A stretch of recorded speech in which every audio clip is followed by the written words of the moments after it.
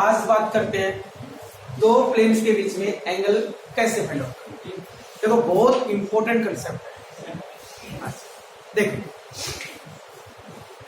Topic का नाम है find the angle between two planes. दो प्लेन के बीच में एंगल कैसे फाइंड आउट करते हैं। देखो बात यह है कि अपने पास दो प्लेन्स की इक्वेशन रही होंगी तभी तो उनके बीच में एंगल फाइंड आउट कर पाओगे आप। ठीक है, तो प्लेन की जनरल इक्वेशन क्या होती है? एक तो क्या होती है sir, A X plus B Y plus C Z plus D equal to 0। ये किस फॉर्म में होती है? Cartesian form. अगर वेक्टर फॉर्म में प्लेन की इक्वेशन के बारे में बात करें तो क्या होती है? R vector dot N vector equal to Q. ठीक है, अरे होता है ये जो एन वेक्टर होता है ये क्या होता है? प्लेन के ऊपर परपेंडिकुलर होता है। जो जिस प्लेन की इक्वेशन आप निकालोगे उस प्लेन के ऊपर क्या होता है? परपेंडिकुलर। तो अगर ऐसे दो प्लेन रहे होंगे आपके पास तो उनके बीच में एंगल क्या रहा होगा, ये क्वेश्चन पूछना चाहता है आपसे। तो मैंने मान लिया एक इक्वेशन तो ये रही होगी प्लेन की r into n1 vector r vector dot n1 vector equal to q1, और दूसरी इक्वेशन क्या मान लो r vector dot n2 vector equal to q। क्या बेटे बात समझ में आ गई? अरे आई कि नहीं आई बात? ठीक है, तो आपके पास कितने प्लेन रहे? दो। करें दोनों प्लेन्स के बीच में एंगल क्या रहा हो? अब दो प्लेन आपके पास होंगे, एक प्लेन पे बोर्ड हो गया। ठीक है, अब ये बोर्ड आपके पास है, दिख रहा है, और मान लेते हैं एक प्लेन कहीं ये रहा होगा, ऐसे रहे होंगे, तो n1 वेक्टर ये होगा कि नहीं होगा? अरे होगा। और n2 वेक्टर ये होगा कि नहीं होगा? दोनों प्लेन के ऊपर क्या रहेंगे? परपेंडिकुलर। तो मैं इन दोनों वेक्टर के बीच में जो एंगल निकालूंगा वो तो प्लेन के बीच में वेक्टर होगा, सॉरी एंगल होगा। अरे जो एंगल इन दोनों नॉर्मल वेक्टर के बीच में होगा, जो प्लेन पे क्या है? नॉर्मल है, वही एंगल किसके ऊपर होगा? प्लेन के ऊपर होगा। इसका मतलब प्लेन का जब भी आपको एंगल निकालने, दो प्लेन के बीच में जब भी आपको एंगल निकालने होंगे तो आप इन दोनों वेक्टर का एंगल निकाल दो। अरे आई नहीं बस, और इन दोनों वेक्टर का जो एंगल आएगा वही दो प्लेन्स के बीच में क्या होगा? एंगल होगा। क्या ये बात समझ में आ गई? और वही एंगल होगा तो हमें निकालना आता है क्या? दो वेक्टर के बीच में एंगल निकालने का फॉर्मूला cos थीटा। अरे आई नहीं बात समझ? इसका मतलब cos थीटा इक्वल टू क्या होगा? n1 vector dot n2 vector upon n1 vector का मैग्नीट्यूड इनटू n2 वेक्टर। क्या बेटे बात समझ में आएगी? जब भी आपको कोई भी दो प्लेन दे रखे हो, कोई भी दो प्लेन दे रखे हो जिनकी इक्वेशन वेक्टर फॉर्म में ऐसी रही होगी, जिनकी इक्वेशन वेक्टर फॉर्म में ऐसी रही होगी, तो आंसर क्या होगा? दोनों वेक्टर के बीच का angle cos theta equal to n1 vector dot n2 vector upon n1 vector का मैग्नीट्यूड इनटू n2 वेक्टर का मैग्नीट्यूड। बेटे क्या ये बात समझ में आ गई? ठीक है, और जो n1 और n2 वेक्टर होगा वो दोनों प्लेन के ऊपर परपेंडिकुलर वेक्टर है। इस प्लेन का परपेंडिकुलर वेक्टर क्या मान लिया? n1 वेक्टर, तो इस प्लेन का परपेंडिकुलर वेक्टर क्या होगा? n2 vector. उन दोनों वेक्टर के बीच में जो एंगल होगा वही एंगल किसके बीच में होगा? प्लेन्स के बीच में होगा। तो इन दोनों का एंगल तो हम निकाल सकते हैं क्योंकि ये तो दो सिंपल वेक्टर आपके पास, और दो वेक्टरों के बीच में एंगल निकालने वाला फॉर्मूला डॉट प्रोडक्ट आपके पास cos theta equal to n1 vector dot n2 vector upon n1 vector का मैग्नीट्यूड इनटू n2 वेक्टर। ये बात समझ में आएगी? हार्ड बात है, आसान सी बात है। अगर मान लो ये वेक्टर फॉर्म में नहीं होता, कार्टेशियन फॉर्म में होता, तो आपके पास ऐसा वेक्टर होता कि नहीं होगा? a1x plus b1y plus c1z plus d1 equal to 0। दूसरा क्या होता है? a2x plus b2y plus c2z plus d2 equal to 0। ये भी तो प्लेन की इक्वेशन है। अरे है, पक्की बात है। किस फॉर्म में है? कार्टेशियन। क्या ये बात समझ में आ रही है?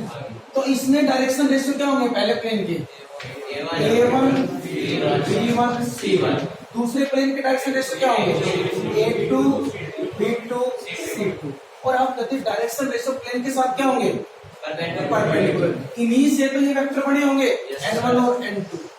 अरे बने हुए क्या वेक्टर बनाना जरूरी है?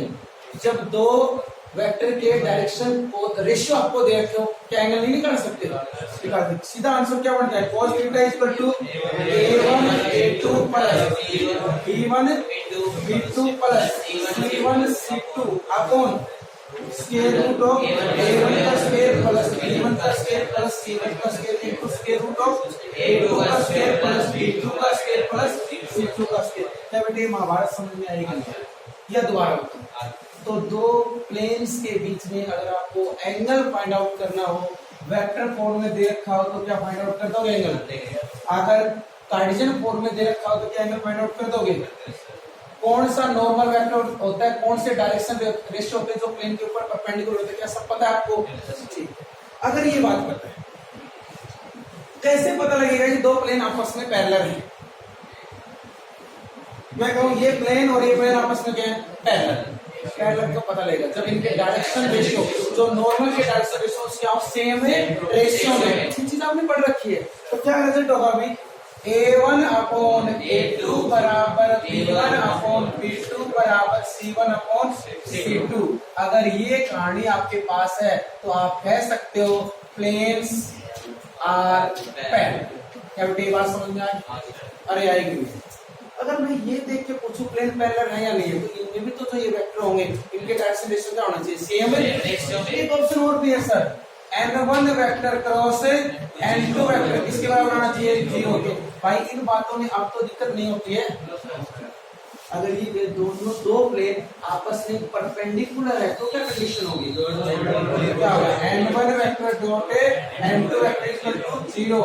अगर कार्टेशियन फॉर्म में दे रखे हो तो a1 a2 plus b1 b2 plus c1 c2 किसके बराबर होगा? 0 के। क्या बेटे ये बात समझ में आएगी? आगे क्या किसी चीज की मुश्किल है? नहीं। तो मैं एक चीज आपसे और पूछना चाहता हूँ। कल कुछ बेसिक्स मैंने पढ़ाया था, कुछ क्वेश्चन मैंने करवाए थे, कुछ चीजें मैंने आज बताई है। इतना तो पता लग गया प्लेन क्या होता है, इतना तो पता लग गया प्लेन की जनरल इक्वेशन क्या होती है, प्लेन की नॉर्मल फॉर्म क्या होती है, ओरिजिन से परपेंडिकुलर डिस्टेंस कैसे निकालते हैं। क्या इन बातों के बारे में पता है आपको? तो मैं एक चीज आपसे पूछना चाहता हूँ। एक प्लेन आपको दे रखा था ax या a1 x plus b1 y plus c1 z plus d1 equal to 0। मैं ये चाहता हूं मेरे को एक नया प्लेन चाहिए जो इसी प्लेन के साथ क्या हो? Perpendicular, sorry parallel. मेरे को क्या चाहिए? नया प्लेन चाहिए, नए प्लेन की इक्वेशन चाहिए जो इस प्लेन के साथ क्या हो? पैरेलल हो। कैसे निकालते? अरे जो प्लेन इसी प्लेन के साथ पैरेलल होगा, तो जैसे ये बोर्ड है ऐसे तो होगा, तो जो वेक्टर इसके नॉर्मल में होगा, अरे होगा नहीं होगा? जो डायरेक्शन रेशियो नॉर्मल किसके होंगे? क्योंकि दोनों पे भाई इसका जो नॉर्मल होगा तो इसका आपस में या तो एक ही होंगे या क्या होंगे? पैरेलल होंगे। पैरेलल होंगे तो डायरेक्शन रेशियो क्या होंगे? सेम रेशियो होंगे। और ऐसे कंडीशन जब भी आई है तो दोनों के हम डायरेक्शन रेशियो क्या मानते हैं? सेम। तो तुम बताओ इसके जो डायरेक्शन रेशियो होंगे वही डायरेक्शन रेशियो इसके होंगे। तो जो नया प्लेन आएगा उसके डायरेक्शन रेशियो क्या होंगे?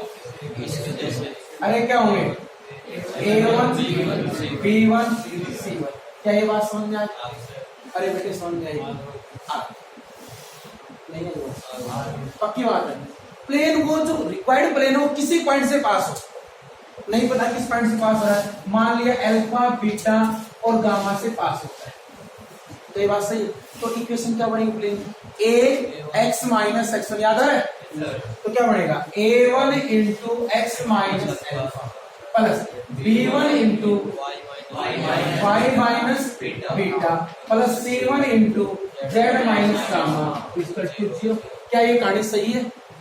अरे सही है। क्या तो ये आंसर क्या बनेगा? a1 x minus a1 alpha, ठीक है, b1 y minus b1 beta plus c1 z minus c1 gamma equal to 0। तो तुम बताओ क्या बन गया? a1 x plus b1 y plus c1 z equal to, नहीं इक्वल टू कर लो या माइनस, क्या बनेगा अभी? a1 alpha plus b1 beta plus c1 gamma equal to 0। क्या तुम बताओ ये महाभारत और ये महाभारत सेम है या नहीं है? अरे है या नहीं? इसका मतलब चेंज किसमें आता है? डी में। अरे चेंज किसमें आता है? डी में। तो मैं जब भी आपसे कहूंगा ये की तरीका हो गया, दोनों चीजें मैंने समझाई आपको कहेगा कि नए प्लेन की इक्वेशन निकाल के दिखाओ जो इस प्लेन के साथ क्या है? पैरेलल। तो इस प्लेन के साथ क्या है? पैरेलल। तो आपकी बुक में लिख रखा है जब प्लेन पैरेलल है तो वही होगा a1x plus b1y plus c1z और इसको कोई कांस्टेंट मान लो a। ये तो आएगा प्लेन। और कह रहा है जिस पॉइंट से पास होता है वो पॉइंट इस प्लेन को क्या करेगा? सेटिस्फाई करेगा। वहां से किसकी वैल्यू निकाल सकते हो आप? a की। तो आप तो कंफ्यूजन नहीं होगे, चाहे इस तरीके से कर रखा होता है इस तरीके। क्या बात समझ में आ गई? क्यों लिखता है ऐसी चीजें? अरे आएगी नहीं। अगर ये कहता है एक ऐसे प्लेन की इक्वेशन निकालो जो इस प्लेन के साथ क्या हो? परपेंडिकुलर। इस प्लेन के ऊपर क्या होगा? परपेंडिकुलर। क्या ये बात सही? अरे है या नहीं? तो इस प्लेन के डायरेक्शन रेशियो और रिक्वायर्ड प्लेन के डायरेक्शन रेशियो आपस में क्या होंगे? परपेंडिकुलर। तो कौन सा केस लगेगा? आगे बात वहां से ए बी सी की आएगी वैल्यू आएगी। क्या आप बताओ कोई दिक्कत है? कल वाला जो कंसेप्ट समझाया था उसी कंसेप्ट में मैंने एक नई चीज बताई है कि दो प्लेन आपस में पैरेलल हो तो आप इस तरीके से भी आंसर निकाल सकते हो क्योंकि आपको डायरेक्शन रेशियो तो मिल जाएंगे। पासिंग पॉइंट क्वेश्चन देगा तो आप कल पढ़े वो चीज लगा सकते हो या सीधा आप क्या लग सकते हो? के रख सकते हो। पॉइंट इसको क्या करो? सेटिस्फाई कराओ। किसकी वैल्यू आ जाएगी? के की। क्या बेटे ये बात समझ में आ गई? दो प्लेन्स के बीच में एंगल कैसे निकालते हैं? क्या ये बात समझ में आ गई? या दोबारा बताइए आगे। अब क्वेश्चन करते हैं।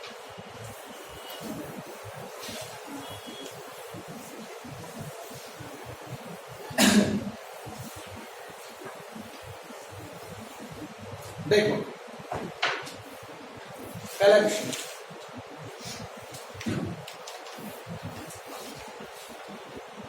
पहला क्वेश्चन आपके सामने ये है। देख ऐसे आता टीवी में, टेलीविजन में ऐसे आता है।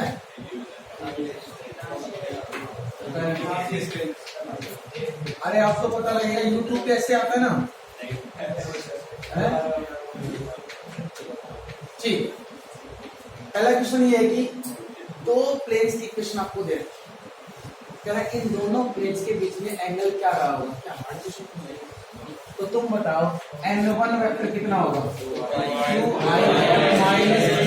Plus k cap. हाँ भी n2 वेक्टर कितना होगा? i cap plus j cap plus 2 k cap. क्या बेटे बात समझ में आई? तो दोनों के बीच में एंगल क्या होगा? cos theta equal to n1 vector dotted n2 vector upon n1 vector का मैग्नीट्यूड इनटू। क्या ये बात समझ में आ गई? डॉट प्रोडक्ट करना आता है? आई और आई से मल्टीप्लाई कितना है? 2 और जैसे -1 प्लस 2। ये बात समझ में आ गई? मैग्नीट्यूड निकालना आता है कितना? 4 प्लस 1 प्लस 1 1 प्लस 1 प्लस 4। तो बेटे ये तो कितना हो गया? 3 और ये कितना हो गया? कितना आंसर आ गया? 1/2। cos थीटा इक्वल टू 1/2 का होता है cos से 60 पे तो थीटा की वैल्यू कितनी आएगी? 60 या क्या लिखो? Pi by 3। क्या बेटे कहानी समझ में आई कि नहीं आई? क्या दोबारा आगे चलो। बहुत बहुत धन्यवाद जो आपको पहला क्वेश्चन समझ में आया। अगला क्वेश्चन देखो भाई साहब, अगला क्वेश्चन 1 लाख रुपए के लिए क्या देखते हैं? 2x minus 3y plus 4z equal to कितना हो गया? 1 और minus x plus y equal to 4। कह रहा है इन दोनों प्लेन्स के बीच में एंगल फाइंड आउट करना है। ठीक है, करें। अब तुम बताओ पहले वाले के डायरेक्शन रेशियो -3 और दूसरे वाले प्लेन के डायरेक्शन रेशियो -1 1 और 0। बेटे क्या ये बात समझ में आ गई? ये किसका काम करता है? A1, ये B1, ये C1, ये A2, ये B2, ये C2। ठीक बात है। तो cos थीटा क्या रहा होगा? A1 A2 plus B1 B2 plus C1 C2 upon square root of A1 का स्क्वायर प्लस B1 का स्क्वायर प्लस C1 का स्क्वायर इनटू A2 का स्क्वायर प्लस B2 का स्क्वायर प्लस C2 का स्क्वायर। क्या बेटे बात समझ में आ गई? हाँ भी मल्टीप्लाई करो कितना होगा? -2। हाँ भी करो कितना हो गया? -3। हाँ भी करो कितना हो गया? 0। सही बात समझ में आ गई। नीचे कितना आ गया भाई, स्क्वायर रूट का कितना हो गया 4 प्लस 9 प्लस 16, स्क्वायर रूट का कितना हो गया 1 प्लस 0, तो कितना हो गया माइनस के 5 अपॉन कितना बनेगा रूट 29, ये कितना बनेगा रूट 2। ये आपका क्या हो गया अभी आंसर हो गया। कर लोगे आगे, अरे नहीं कर पाओगे क्या, तो माइनस 5 अपॉन रूट कितना हो गया 58, तो तुम बताओ cos थीटा इक्वल टू कितना होगा -5 अपॉन रूट 58। माइनस आने का मतलब कैसे एंगल बढ़ रहा है, ऑब्ट्यूज एंगल, तो थीटा क्या बन गया अभी cos बेटे समझ में आया कि नहीं आया, इसलिए क्वेश्चन आप बता नहीं पाए, इसलिए आपके 1 लाख रुपए जा चुके। अगला क्वेश्चन फिर आए, ठीक है, तो मैंने बताया तो आप सभी रुपए इकट्ठे करो, 1 लाख रुपए कर लेगा, ठीक है। अगला क्वेश्चन 2 लाख रुपए, क्या देगा, find the equation of a plane. अच्छा question, find the equation of a plane whose passing through the point 2, 3 और 4। कह रहे हैं प्लेन की इक्वेशन निकालो जो इस पॉइंट से क्या हो रहा है पास हो रहा है, और इस प्लेन के साथ क्या हो पैरेलल। अभी समझ रहे थे कंसेप्ट, बड़ा आसान सा कंसेप्ट था, ठीक है। तो तुम ये बताओ, पहले तो इसको सही कर लो, किसमें लिख दो कितना होगा 5x - 6y + 7z = 3। दो तरीके हैं, डायरेक्शन रेशियो क्या होगा 5 - 6 और 7। अगर इस प्लेन के पैरेलल है तो यही डायरेक्शन रेशियो होंगे, और पासिंग पॉइंट क्या है 2, 3 और 4। जब आपके पास पासिंग पॉइंट हो, डायरेक्शन रेशियो की equation a x - x1 + b y - y1 + c * z - z1 = 0। a की जगह कितना होगा अभी, a की जगह 5, x - 2 प्लस b की जगह -10, y - 3 प्लस c की जगह 7, z - 4 = 0। क्या कहानी आगे सोल्व कर लोगे, ये तो आपको कल सिखाया था। एक मैंने अभी बताया, किसी भी प्लेन के पैरेलल हो बस क्या चेंज होता है c, तो प्लेन की इक्वेशन क्या बन जाएगी 5x - 6y + 7z, यहाँ लिखो = k या इस साइड रखो =0। तो ये जो आपके पास रिक्वायर्ड प्लेन है वो इस पॉइंट से पास हो रहा है कि नहीं पास हो रहा, तो इस पॉइंट को क्या करेगा सेटिस्फाई। तो 5 × 2 - 6 × 3 + 7 × 4 = क्या हो गया k, तो कितना हो गया 10 - 18 + 28 = कितना हो गया k, तो कितना आंसर आ गया अभी 20। अरे आया k की वैल्यू कितनी आ गई 20। क्या बेटे ये बात दोबारा बताऊं या समझ में आ गई, और k की वैल्यू 20 आगे वापस रखो तो रिक्वायर्ड प्लेन आएगा कि नहीं आएगा, यहाँ से भी यही इक्वेशन आएगी, यहाँ से भी यही इक्वेशन आएगी। बेटे ये बात दोबारा बताऊं या समझ में आ गया, देख लो कोई क्वेश्चन आपको डाउट नहीं, कोई क्वेश्चन डाउट में नहीं है, ठीक। हिमांशु बेटे ज्यादा हंसना स्वस्थ के लिए हानिकारक है, रामदेव 5 बजे यही बात बताता है, सारी आपने कभी देखा नहीं, ठीक है। हम इतने बड़े इंसान की कदर कर सकते हैं, तो गलत नहीं बताता हो, कुछ बात गलत बताता है वो उस पर भारी पड़ जाती है, जैसे साइकिल चलाता पड़ जाता है कई बार, ये बातें गलत है, बातों का पड़ जाए ये बातें गलत, बाकी वो बातें अच्छी बताता है मान लीजिए, ठीक है। देखिए अगला क्वेश्चन आपको देखना है, बहुत अच्छा क्वेश्चन है। Find the equation of a plane. एक प्लेन की क्या निकालनी है इक्वेशन, जो किस पॉइंट से पास हो रहा है 2, 1 माइनस एंड -1, 3 और 4, और कह रहे हैं इस प्लेन के साथ क्या परपेंडिकुलर।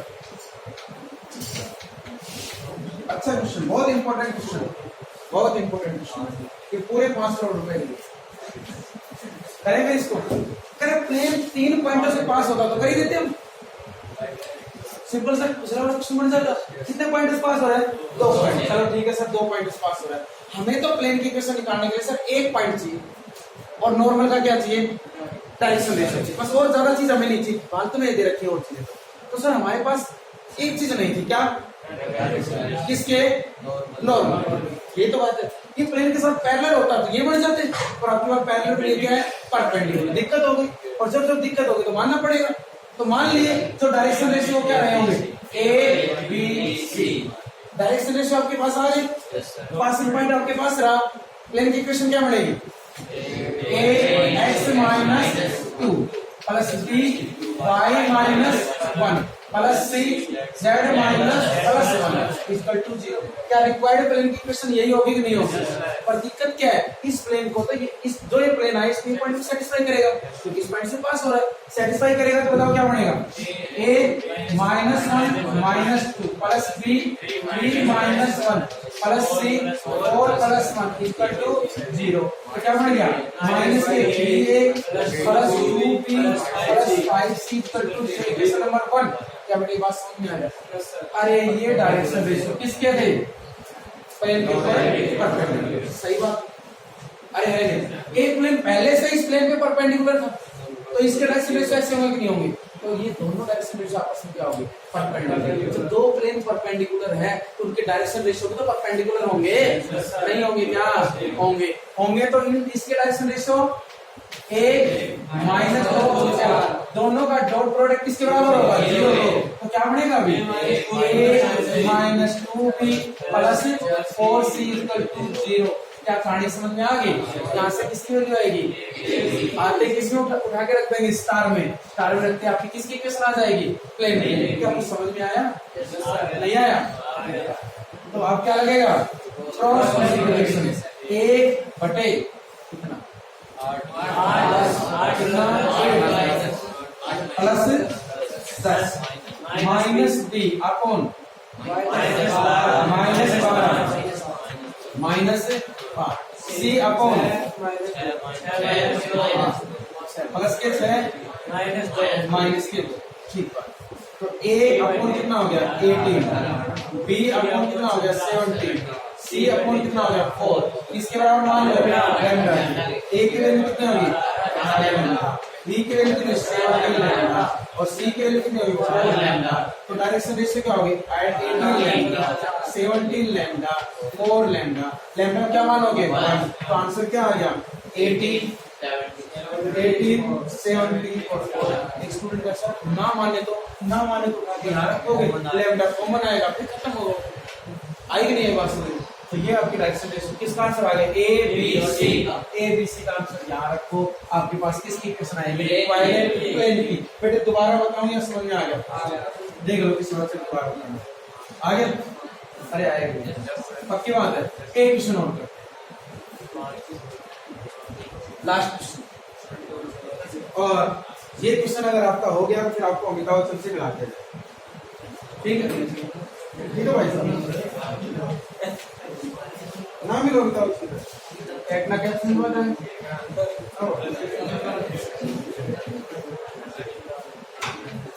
आप तो मिलोगे, आप भी कौन मिलो? ठीक है, करें आशीष में तैयार है मिलने के लिए? अमिताभ से बैठना जब से करें मेरे क्वेश्चन। ठीक है, क्या दे रखा है? -1 2। एक ऐसा पॉइंट है जिससे प्लेन क्या हो रहा है? पास। और इन दोनों प्लेन के ऊपर क्या है? परपेंडिकुलर। तो कह रहा है रिक्वायर्ड प्लेन निकालते हैं। कोई क्वेश्चन है, बड़ा सिंपल सा क्वेश्चन है। अब की बार एक पॉइंट दे रखे हैं हमें, तो सर एक पॉइंट ही चाहिए बस। और क्या चाहिए? नॉर्मल के आपके पास नहीं है तो मान लो ए बी सी। यही बात समझ में आ गई? इस प्लेन के डायरेक्शन रेशियो क्या होंगे? इस प्लेन के डायरेक्शन -4 और 1। क्या ये कहानी समझ में आ गई? अरे बेटे समझ आई के लिए। तो ये अपने रिक्वायर्ड प्लेन के पास पॉइंट, ये रिक्वायर्ड प्लेन के नॉर्मल के डायरेक्शन रेशियो। प्लेन की equation a × x + 1 plus b × y + 1 plus c × z - 2 equal to 0। क्या भाई साहब ये बात समझ में आ गई? पर कह रहा है जो रिक्वायर्ड प्लेन है वो इन दोनों के ऊपर क्या है? परपेंडिकुलर। तो डायरेक्शन रेशियो का डॉट प्रोडक्ट किसके बराबर होगा? 0 के। अपने डायरेक्शन रेशियो ये है, इसके ये करो मल्टीप्लाई करो और लड़ाई दोनों में क्या बनेगा? 3a plus 2b minus 3c equal to 0 5a minus 4b plus c equal to 0। ये आपके पास इक्वेशन नंबर 1 और ये क्या होगी? 2। क्या बेटे पास नहीं है? क्या करना पड़ेगा? शेखर भाई साहब कर दे, पक्की बात है। क्या